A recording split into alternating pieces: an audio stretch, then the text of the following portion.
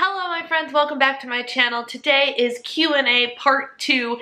As you saw in my last video, it was a Q&A video all about health and fitness and weight loss related questions, and today we are doing the fun, random, personal, non-health, fitness, and weight loss related questions. So let's go ahead and jump right into what you've asked me. I've wondered how you got started with a YouTube channel and blogging. Well, that is a great question. I actually had a channel and blog. I can't remember if I actually blogged on it or not, but I had a channel back right when I graduated college, and it was beauty specific, and I dabbled with this for a little while, and then life got in the way and I had to do like real work and things like that, and I stopped doing it. But what happened was I actually started watching YouTube and then decided that I could do it myself. And then in 2013, somewhere around there, somewhere around 2013, when my life was a whirlwind of changes and I had just gotten engaged and we were moving to North Carolina and everything, I wanted to take this online presence that I was still I still felt like I needed to do something with it, and I wanted to take it to the next level by starting a blog that could also be something that would help people back home keep in touch with what I was doing while I was away. And so the name change happened. I used to be called something completely different, and I wanted a name that could actually encompass everything. I didn't want to just be one specific thing. I wanted to be able to talk about whatever I wanted, and Diva and the Divine was born, and it started as a blog and then grew into a YouTube channel. And I think some of the first videos I have on this channel actually started with Vlogmas, and I don't even know, it just kind of grew so organically out of just wanting to put stuff out there on the internet. And then I don't even actually remember how I ended up in a health, fitness, weight loss niche either. It just kind of happened, and when I started talking about these things, I noticed that that's what gained traction, so that's what I ran with, which is really interesting. And moving forward, I want to be able to broaden my spectrum a little bit again, which I haven't quite figured out how I want to do yet, but the way it just started so organically and so naturally as a way for me to share with people that I knew and share the things that I was passionate about, and it just kind of happened from there. Do you collect anything? Well, that's a fun random question.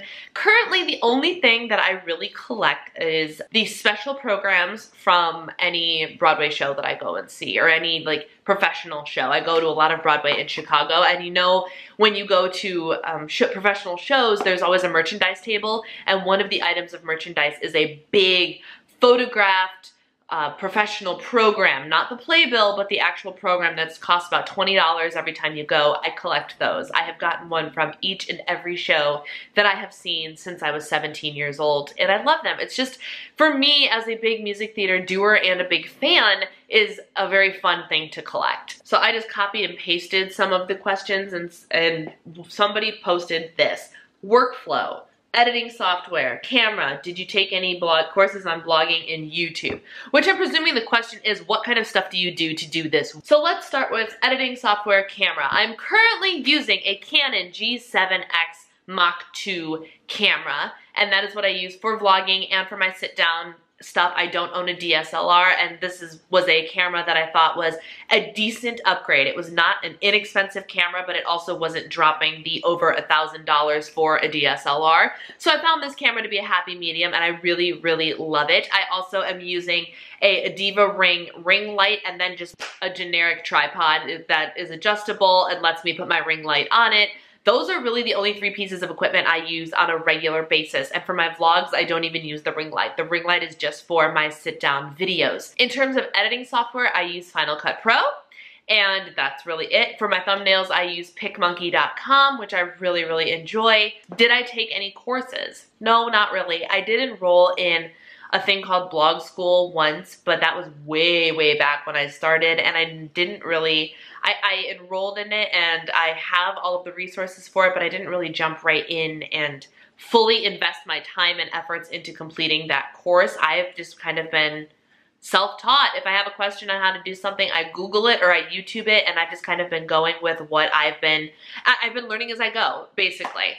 And then in terms of my workflow, I'm not quite sure what you mean by that, but I do have a steady work schedule and things like that. If you want to know more about how I, like a day in the life type thing or a week in the life of a YouTuber, let me know if you would be interested in a video like that in the comments down below, and I can more fully break down what I do. I can either do like a day in the life vlog, or I can sit down and just tell you the things I do as a professional YouTuber.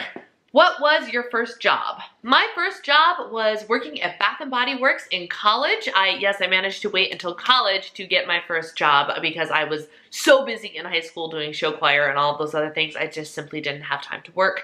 So in college, I came home for Thanksgiving break and went out and got my first job, which was at Woodfield Mall at Bath & Body Works at their giant store, and I worked there for the duration of my college years, I believe. I think I quit shortly after I graduated college because I went on to other things. But so all summers and all seasonal breaks, I was doing work at Bath & Body Works. If you were born the opposite gender, what would your name have been? I actually know this answer. I'm pretty positive my name would have been Matthew. I think that's the name that my parents had picked out for me if I was a boy, because they didn't find out what I was beforehand. I came out and that's when they found out. And yeah, I think my name was going to be Matthew. Favorite song from a musical, favorite musical, and how did you get started in theater? I can't decide which one of those questions is the hardest to answer. Well, how did I get started? I have been singing in church choir since I was 2 years old, and because while I couldn't move because of my disease, was very, very, very weak when I was a child, I could speak. And so I started singing in church choir very early on. And so music was always something that I could do really, really well. And then in, I think, 2nd grade, I was put in a Park District production of like Mother Goose, nursery rhyme tales or something. And it just was something that came very naturally to me to be able to use my voice as the primary thing that I was doing. Instead of worrying about sports and being physical and running around, I was able to use what I was good at to create something and to please other people, which was outstanding for me as a child. And then I think when I was 8 years old, my mom took me downtown to see my first Broadway in Chicago show, which was Joseph and the Amazing Technicolor Dreamcoat starring Donny Osmond on tour. And it was the greatest thing in the world. And my mom and dad went to go see it first as like a date night. And they brought home the cassette tape soundtrack from the merch table. And I listened to it once and promptly fell in love with it and memorized every word and was completely and utterly obsessed with this show. And it was in a short enough period of time where the tour hadn't left yet, so my mom decided to take me to go see this show. And I loved it. I loved every second of this wonderful, spectacular, brightly colored, high energy theater production. It was so good, and that must be what planted the seed of, you need to do this. This is something that you're into. In elementary school, we also did classroom-based musical productions, like super small. Like we did the 50 United States show for a holiday. I was the District of Columbia, and I took great pride in the fact that instead of needing the cue cards, I had all of my lines memorized. And every year we did a show, and I just loved doing those shows. And so between the spark that I felt when I went and saw Joseph and just being raised in that sort of thing, hey, Brianna, this is something you're good at. As I was being put through these experiences, I auditioned for every show in junior high and high school. I was in choir immediately. I just love, love, love music, and it was just something that was instilled in me from such a young age that I didn't know life without it. So that's how I got started. In terms of my favorite musical, I don't have just one. I have a handful that I could just go on, but my top choices are Wicked, obviously, Joseph and the Amazing Technicolor Dreamcoat, Songs for a New World, The Last 5 Years. I mean, the list could go on and on and on. I love Children of Eden. I love Dear Evan Hansen. There are so many. There are so many. I will tell you this, I love more contemporary stuff instead of older stuff. I'm not a huge fan of Rodgers and Hammerstein or anything like that. I love more contemporary musicals, but I love musicals so much. Once on This Island is a really good one too. Favorite song, I can't pick. I like songs that belt. I like songs that I can sing. I like songs that feel. I was gonna say I like female songs, but I don't even just like female songs. I love like Dear Evan Hansen, Waving Through a Window. Great song. Songs sung by powerful, powerful men. Great songs. Like, I really can't choose. I can't.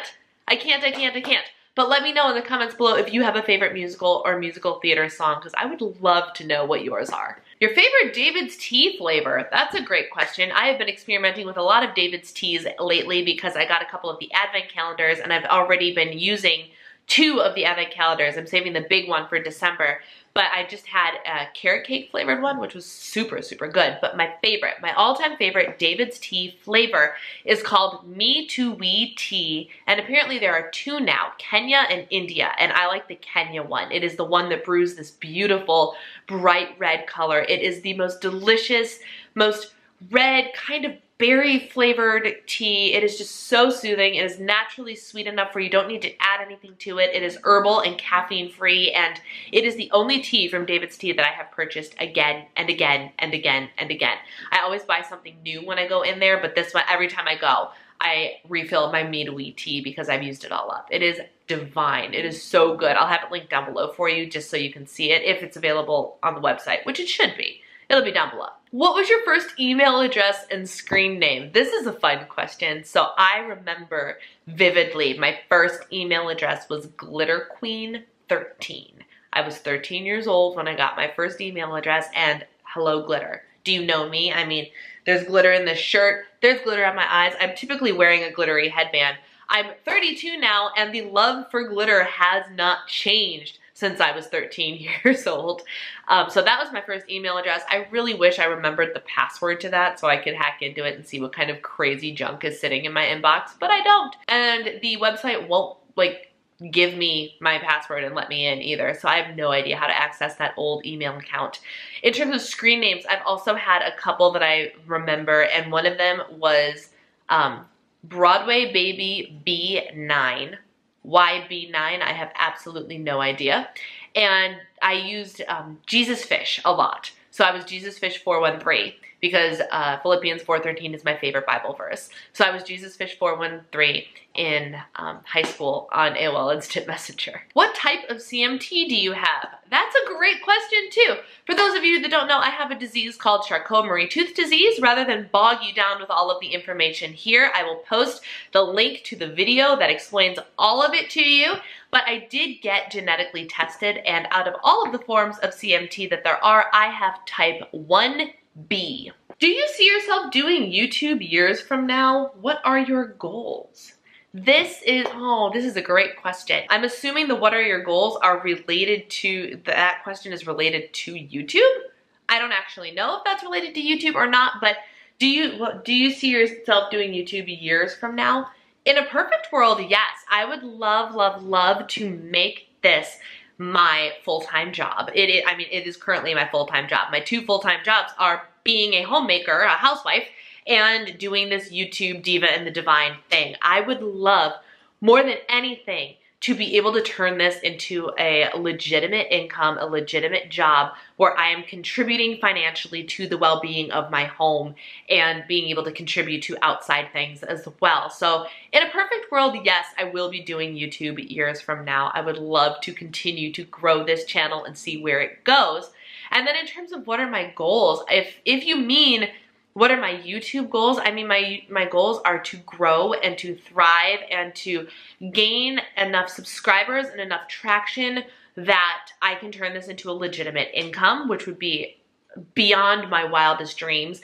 But more than that, like, the numbers and the money does not matter if I'm not doing what I should be doing, which is my goal is to create useful, educational, motivational, inspirational content for you guys to help encourage you on this journey called life. I would love to be able to take my channel, and while I continue with the weight loss niche, I also want to branch out into other things. This is a huge goal for me. So I would love your help and your input in helping me achieve this goal, because without you guys, I have nothing. So what I want to do is I want to be able to keep up like the healthy living, healthy lifestyle stuff, but I also want to be able to trickle into other things. I want to be able to do homemaking type videos. I want to be able to do positivity and like lifestyle type videos. I want to be able to do motivational type things. I want to be able to step away from, not completely, but I want to be able to create in addition to. I want to be able to touch on other genres, not just Weight Watchers related content. So help me out by letting me know what kind of stuff you guys would like to see down below. That would be so beyond helpful. But that's one of my big goals. I want to be able to create encouraging and inspiring and helpful educational content, both within the weight loss niche and beyond it, and be able to turn it into a full-time job. Oh, here's a loaded question. You really seem like you'd be such a great mom. Why aren't you having kids? All right, so I'll be completely honest with you guys. We, my husband and I, are not having kids for several reasons. The first one being, we just don't want them. Like, it's plain and simple. We decided early on that we were not people that were going to have children of our own.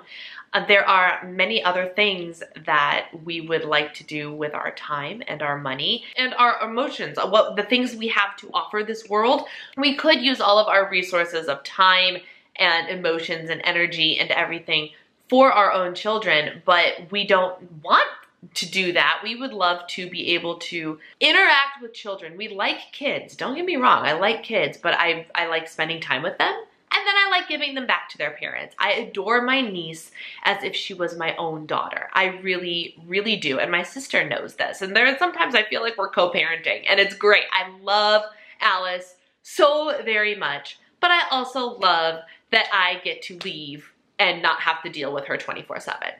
And that's just the way it is. I always thought when I was a kid, sure, I'll grow up, get married, have children. And the older I got, the less the have children part sounded interesting to me. So we ultimately decided that we were not having kids. A couple of other things that played into that, other than the fact that we simply didn't want to. And if you don't want to have children, don't have children. Don't feel any obligation in this world to meet some sort of standard by having kids if you don't want them, because I am living proof that you don't need to have children to be happy and feel fulfilled. Now, when other people around me are having children, like my friends and everything, are doing this family raising thing, part of me sometimes feels like I'm missing out on something, but I think about that and I get kind of sad about it for all of 2.5 seconds. And then I go, but wait, my life is awesome just as it is, and I feel better and it's fine.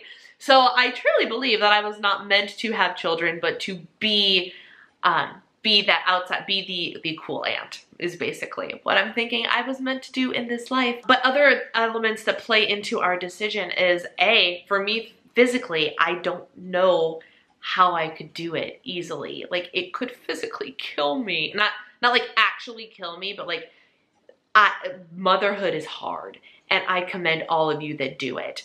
But it would be so physically demanding of me that I don't know how, it could break me down. Like, the physicality of it. Alice and I have a good relationship, but even now, like, carrying her around, I can carry her for about 10 minutes and then I have to put her down because my arms are tired.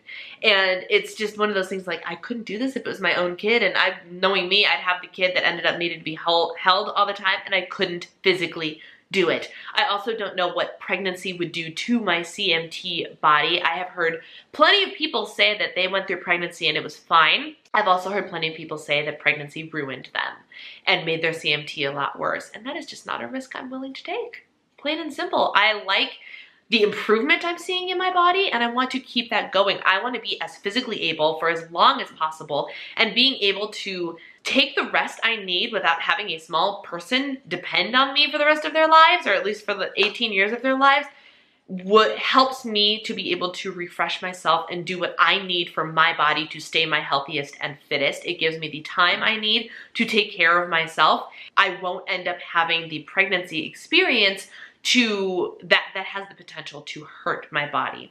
It would also mean extreme implications and changes for my husband, because he does a job where he travels a lot, and if I had a kid, I simply couldn't do it myself, and he would need to change jobs, and he currently really likes what he's doing, and I don't want to do that to him. So it's just not in the cards for us, and we're totally and completely okay with that. Next question is, what is your dream vacation? I will tell you plain and simple what my dream vacation is.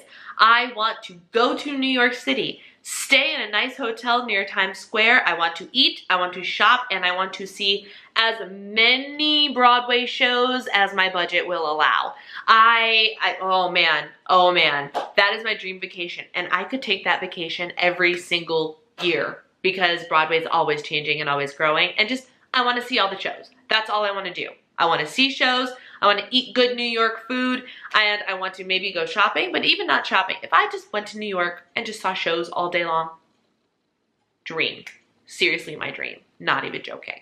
And the last question is, what is your favorite item to splurge on? So I assume you mean, what are your favorite things to spend good money on? Favorite things currently to spend good money on are good skincare, because I'm working this out and I'm getting some stuff, and I finally think I might have it figured out. I know I say that all the time, but like I've gotten a couple of new things lately, and I'm focusing on different things for my skin, and it's expensive stuff, but my skin is starting to work with me, and I'm really excited. So good skincare. I'm 100% willing to spend money on good skincare. I just bought myself a serum from Kiehl's that is, you can only get in the stores, and it is $95 for the bottle.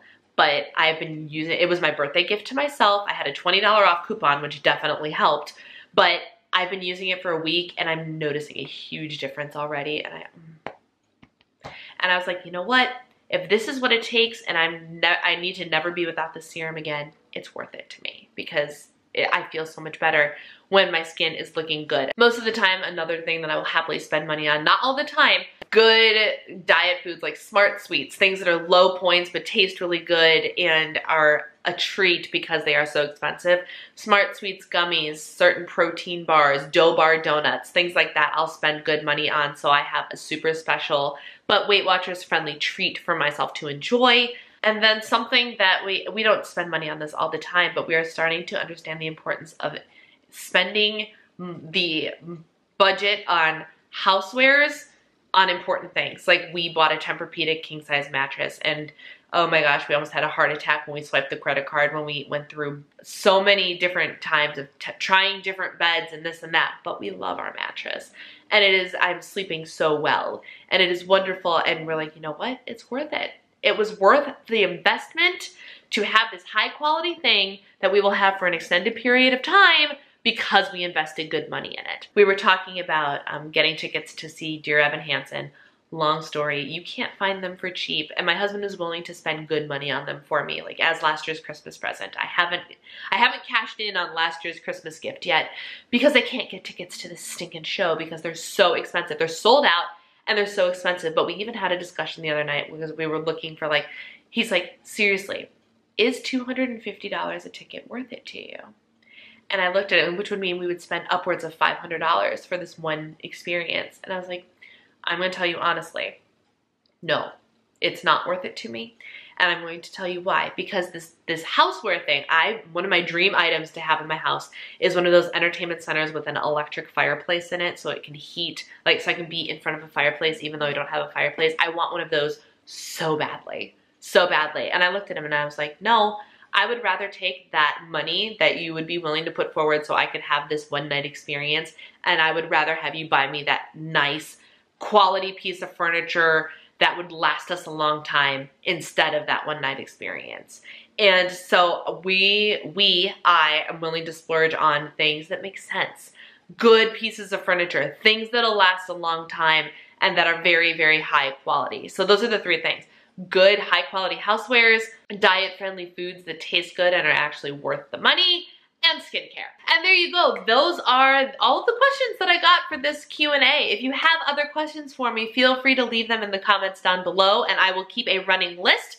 And for as often as there is a group of questions, you will get yourself a Q&A video. So if you keep those questions coming, they will come more frequently. If you like this video, don't forget to give it a thumbs up. And if you would be so kind as to hit the little subscribe button down there so you can get notified every time I upload something new, it would be wonderful to have you as part of the community. Thank you guys so much for taking the time to watch. Take care, and I'll see you next time.